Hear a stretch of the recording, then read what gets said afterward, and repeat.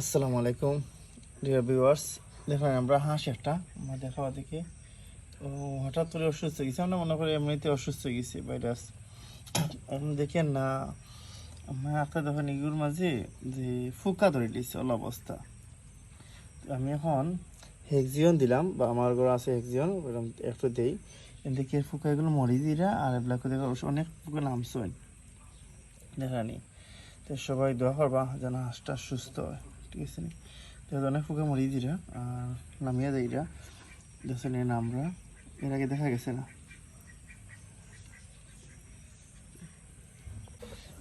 Viewers এখন আপনাদের পরামর্শ চাচ্ছি কীভাবে সুস্থ হয়ে যায়। এই দিন সব পোকা বের হয়ে গেছে ভ্যাকসিন দেওয়ার জন্য।